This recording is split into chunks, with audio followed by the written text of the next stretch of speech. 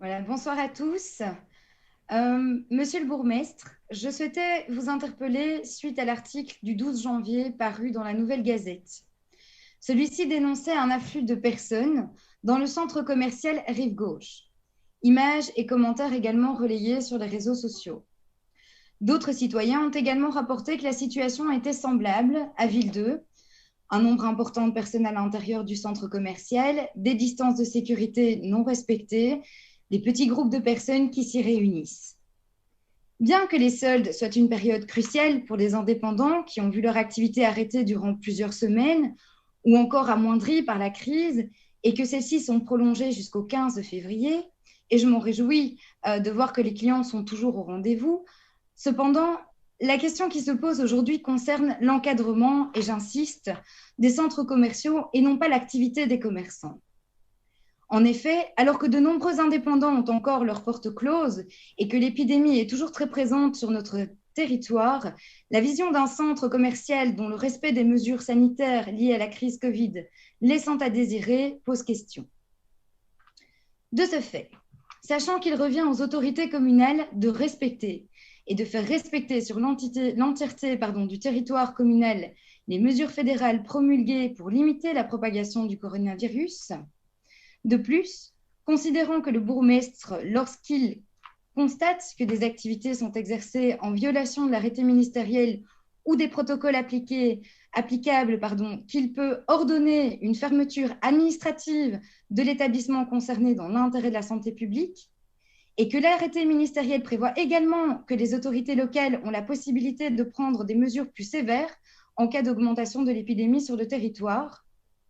Alors, il est clair que mon groupe souhaite la poursuite de l'activité commerciale actuelle, avec l'espoir que les métiers de contact, l'horeca, l'événementiel notamment, puissent reprendre au plus vite leur activité parce qu'ils sont tous essentiels.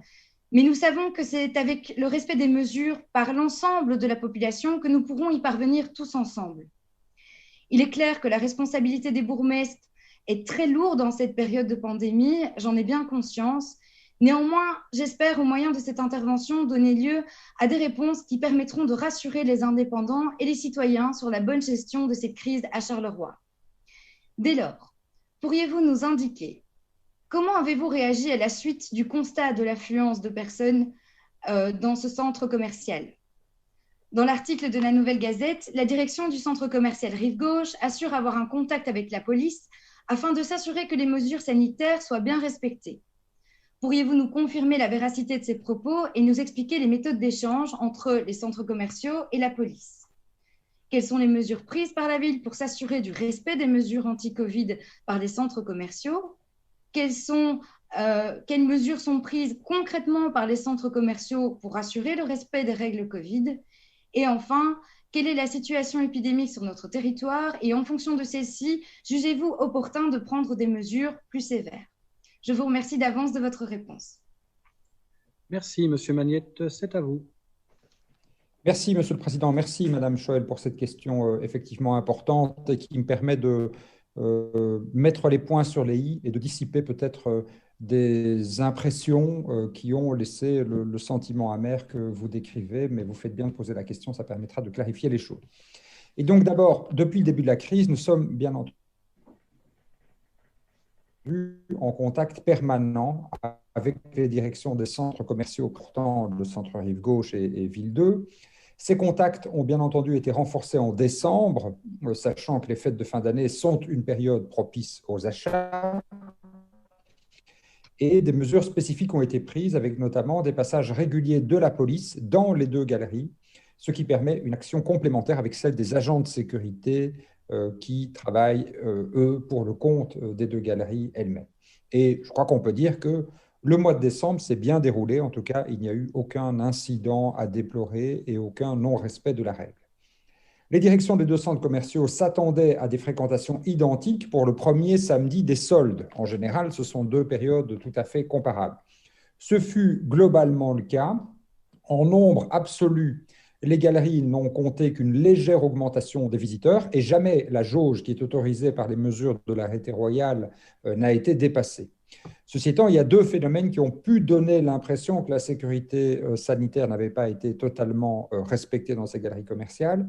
D'une part, les deux galeries ont connu un pic de fréquentation, surtout rive gauche, dans l'après-midi. Et donc, si sur la moyenne de la journée, on a eu une fréquentation qui n'a pas du tout été au-delà de ce qu'on avait connu pendant la période du mois de décembre, avant les fêtes, sur un certain moment de l'après-midi, effectivement, il y a eu une densité de clientèle particulièrement importante.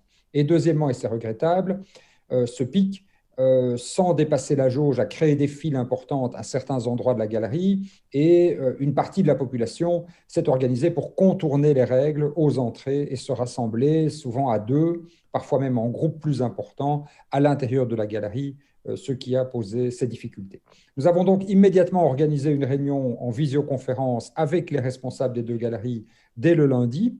Était présent la police, mon cabinet, le cabinet de l'Échevine du commerce et les deux directions, bien entendu, des centres commerciaux concernés. Ce débriefing du lundi est désormais systématique, puisqu'on sait que c'est par définition le week-end, le samedi en particulier, qu'on a des pics de fréquentation. Les échanges téléphoniques et les échanges d'emails sont également très fréquents entre ces différents acteurs et il a été décidé que les deux centres commerciaux renforceraient les contrôles d'accès et que la police intensifierait ses patrouilles à l'intérieur des centres. L'aide des gardiens de la paix a également pu être organisée au niveau du rez-de-chaussée de rive gauche. Pour ce qui est de Ville 2, la police a effectivement constaté que le contrôle d'accès organisé par le centre commercial lui-même n'était pas toujours optimal. Et donc, le directeur de la galerie a été contacté et il lui a été indiqué que si de meilleures mesures n'étaient pas prises pour faire respecter les règles, nous serions obligés de faire fermer la galerie. J'espère que cet avertissement aura évidemment tout l'effet utile souhaité. Merci, Monsieur Magnette. Madame Chouel, une réaction? Eh bien, je suis contente d'entendre que cette situation a été prise en main et comme vous le dites, apparemment, les échanges devraient favoriser de meilleures mesures, en tout cas, prises par ces centres commerciaux. Et écoutez, j'espère que dans les jours qui viennent, on verra une amélioration, puisque, comme je vous dis, même si parfois l'affluence n'est pas importante, il y a toujours des groupes qui se réunissent dans les centres commerciaux. Et donc, c'est vrai que les patrouilles de police, c'est important pour éviter ce genre de choses. Voilà.